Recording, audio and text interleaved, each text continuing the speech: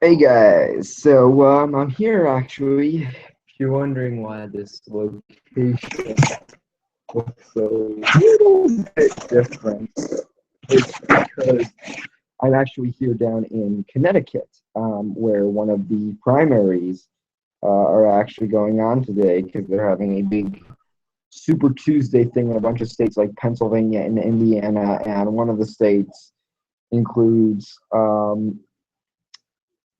Connecticut, where I am right now, here in New Haven. And so what's I've said on my Instagram, and I've flirted with this idea for a while, but I finally decided to do it, is to do a series of, election videos, basically going into depth about all the elections from 1968 to 2012, and maybe eventually going over some others, like maybe the 64 one or the 1 in 60. But because I feel, the 68 one bears the most resemblance, I was so what I did was I really wanted to do at least two elections today for YouTube, and so I edited together the first one. But the problem is, I did it through Movie Maker because originally the series was going to be pre-recorded, and so it's uploading to YouTube right now. But while I was doing it, it was about 20 minutes long. So I said, you know what, this is kind of a lot of work. I think for the future videos, I'll just do live streams where I do it. Um, so that's what I'm going to do. I think from now on, I'm going to be doing live streams where I explain these elections. And of course, this is all the build up for the 2016 election between Trump and Hillary and Bernie and Cruz and Kasich. Um, and yeah, um, but here's the thing. I really wanted the 68 one to come up first, but because it says that's supposed to take like 2 hours to upload, uh, I'm gonna just screw it. You know what? I'm just gonna do this one first. So yeah, so when the 68 one comes up and you watch it, uh, consider that to be a prequel, if you will, to this video where I explain the 1972 election. So here's what happens for anybody who's watching this live stream later, maybe after they've seen my 68 video, maybe you're doing research and you want to do a paper or something. Um, a bit of information to know. Okay, in 1968, the at that point the incumbent president was Lyndon Johnson. He said, "I'm not going to run again." So the vice president, Hubert Humphrey, is the Democratic nominee, and then the former vice president to Dwight Eisenhower, um, Richard Nixon, is the Republican nominee, and they run against each other. And yeah, so they ran against each other in 1968, and well, Hubert Humphrey. Have you ever heard of President Hubert Humphrey? I haven't. So obviously, the winner of that election was Richard Nixon. So now Richard Nixon, the economy's pretty good. Vietnam's not terrible. It's gotten better. Um, so it's now 1972. So I'm going to show you a map of what happened of 1972 of the election. Um, yeah, here. Yeah, this is the map of the 1972 election. All this red, keep in mind, all these red states are for the Republicans. Richard Nixon. Richard Nixon was running for re-election that year, and well, what do you know? There's a Bernie Sanders commercial on my TV right now while I speak. Um, but yeah, just look around here. Completely red. Everything red. Look at this, Hawaii. Hawaii's red. Everything is red. And poor, Massachusetts, and then DC down here, they never vote Republican in a million years. Yeah, this is all of this is Richard Nixon. So this was one of the biggest landslides in American history. And uh poor McGovern, he only won, he's the Democratic candidate. And then there's one district right here that Hospers, one of the third party candidates, won. Um but yeah, yeah, pretty sad for Nixon. So not pretty good for Nixon, for McGovern. But yeah, let's talk about the nominees. So in terms of, let's talk about the primaries a little bit. Nixon was the incumbent president, and he was a Republican. So nobody was really challenging him. Why would you want to challenge? Um, why would you want to challenge Richard Nixon? Because I mean, he was pretty popular at the time. At the time, yeah, we need to talk about that. There was this scandal, a little known thing. You may have heard of it. It's called Watergate. And Watergate pretty much destroyed Nixon's reputation.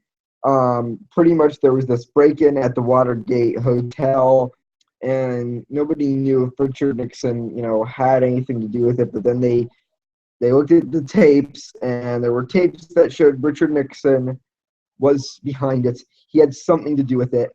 And or we don't know if he ordered it or not, but we know that he at least had knowledge of it, and that he lied about it because he said, "I'm not a crook. I've earned everything I've got. I'm not a crook. I earned everything I've got." Yes, it's a better Richard Nixon impression. Yes. But yeah, that was Richard Nixon. And so that's a story for another day, though. But it did tie in a little bit to this election. So there were only like a few minor U.S. representatives that kind of primaried Nixon, but nothing major. So I think he was pretty much not challenged by that many people. Um, Only, average schmoes who can never win within a million years. But then you got what's his name? Uh, what was his name? Trying to think. Oh right. The Democrats with McGovern and everybody. So let's talk a little bit about the Democratic candidates. Well, I'm going to pull up a picture of George McGovern real quick because we need to learn a little bit about the guy who ended up being our nominee.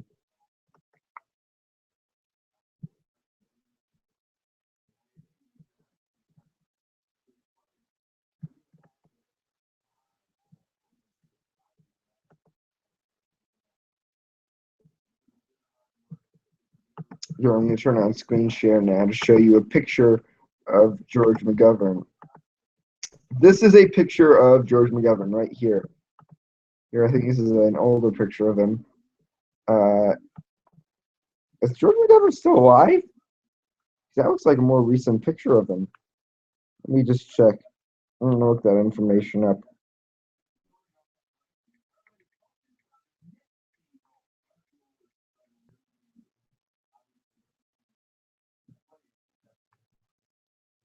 Oh, he died as of 2012. Wow.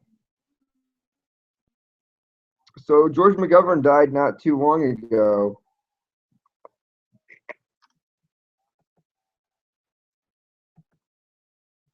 Pictures of the man who Democrats nominated to, challenge. Well, not this guy, but that was a quote from him. But yeah, these are all pictures, mostly all of them. Although not this guy. Apparently, there's an actor named George McGovern. Yeah, but George McGovern, I gotta say, man, you're looking really good for your age in this picture. You know, you really are, man. But McGovern, and he was the man who went up against um, Richard Nixon.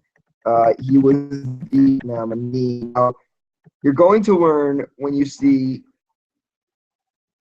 my video that I'm going to upload for the 1968 election. I don't think that was McGovern. Oh, George Thomas Murder. Okay, I guess because his name is George. But you're gonna see in my 1968 video. I'm gonna talk about how I think McGovern actually. I don't know if I mentioned this in the video, but McGovern actually ran in 1968, but he lost the nomination. There's the actor again, and then some African American man. But you're going to learn that McGovern was not. Well, he ran. Um, that's not McGovern. That's Bob Dole. But he ran for president in 1968, but he lost the nomination to Humphrey, who later lost in the general election. Like I said, you don't remember who, I haven't seen anybody named President Hubert Humphrey, and I don't remember there being anybody named President George McGovern. So, obviously, he lost. But now McGovern decided to put his foot in the ring for this election since there was no incumbent Democrat running. And so that's exactly what he did. Now, I don't think that's McGovern, but George McGovern, he declared his candidacy. I'm going to stop this just because it's getting a little distracting. Declared his candidacy almost 2 years before he actually ran for president, before he actually got the nomination. And he came so close. It's like he worked so hard and he finally got the nomination and he was so close to becoming president. Well, not really, because as I showed you with the electoral map,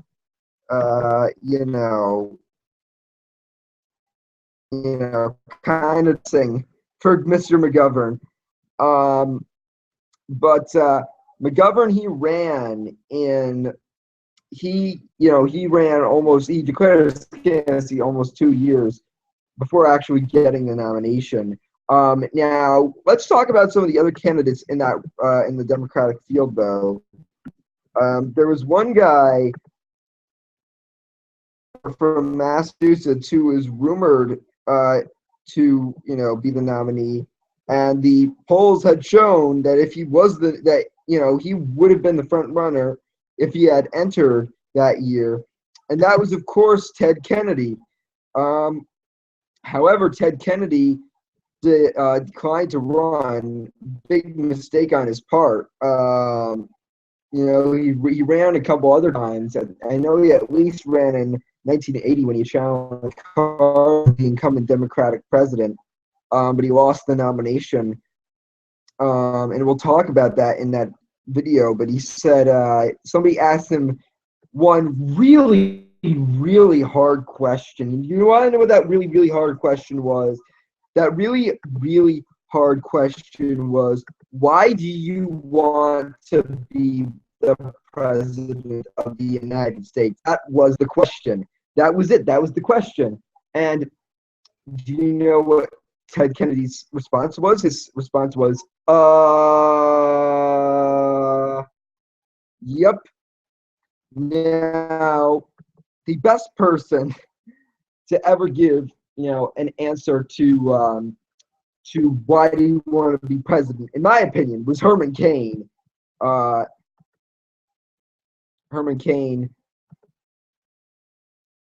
And when Herman Cain was asked, he says, the reason I want to be president is to be the president.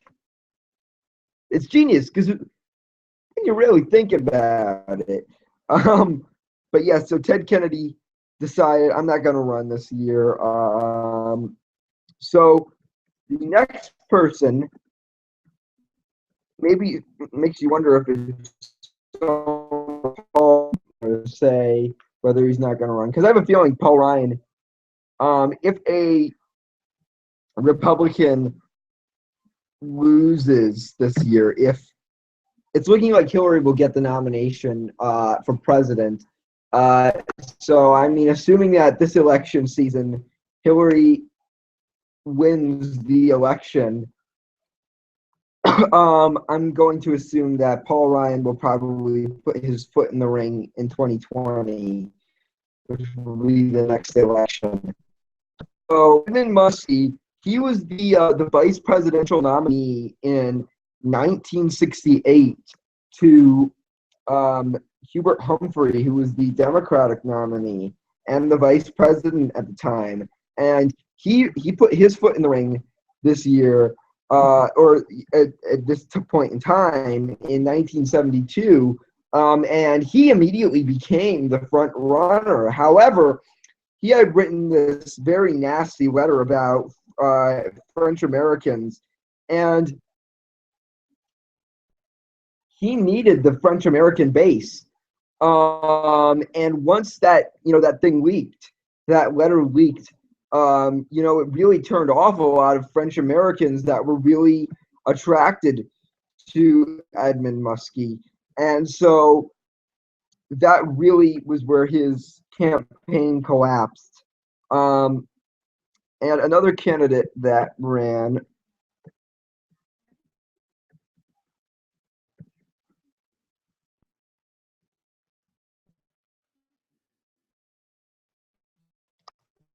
Yep, as you'll learn in my video, my upcoming video that's coming soon to YouTube, Edmund Muskie was.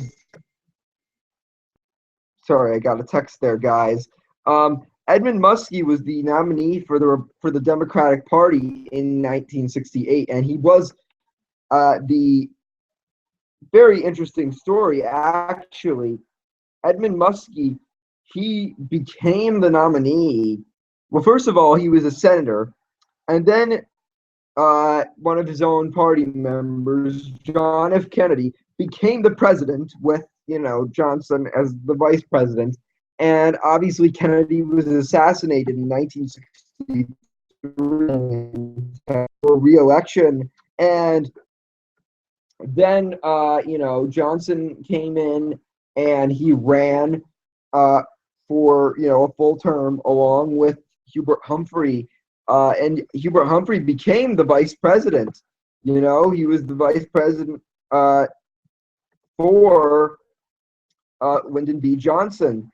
And so Humphrey became the party's nominee, and he lost. And so then he went back to being a senator. And since, I think probably what happened was he looked at Nixon, who had beat him, and he said, well, Nixon ran against Kennedy in 1960. That failed. And then Nixon came back in 1968, and that was successful. Why don't I try the same thing? But it didn't work because he didn't win the nomination, although I think he was at least the front runner at one point. So George McGovern rises in the polls. As we saw in 1968, there was a riot at the primaries, or not the primaries, at the convention in 1968 because a lot of former Democrats who were now hippies believed that their once great party, was being taken over by these pro-war Vietnam people. And so that really, really angered them. So they protested because they wanted to take back their party, and they wanted a candidate like Eugene McCarthy who was anti-war. Well, now they finally got what they wanted. They got an anti-war candidate. They got George McGovern. George McGovern had basically he really appealed to the anti-war, and that's part of the reason why he kind of got the nomination. Also, thanks to the establishment part of the Democratic Party. If you've been watching the news lately, in this current election, one hot button issue is the establishment and who's anti-establishment. People will tell you that, you know, people like Bernie Sanders and Donald Trump, they'll tell you that they're kind of breaking down the barrier. They're the people that are the anti-establishment. Um, and then they'll tell you that people like Hillary Clinton or John Kasich, who I love, or Ted Cruz, they're a part of the pro-establishment. So President McGovern, yeah, like that'll happen. But basically George McGovern goes to the establishment, and that really was what kind of helped him get the nomination. But so you think, oh, gee, an anti-war youngsters wanted for so long, you know? But as we'll see, well, this might have seemed like a great opportunity for what's his name, for Muskie, or not Muskie, for McGovern. He ends up really falling on his face, you know. So let me get back to it.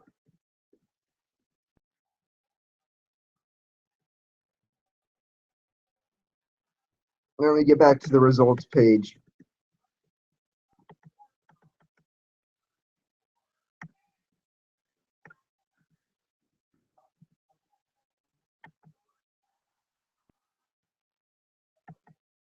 Hold on, I'm going to get back to the page.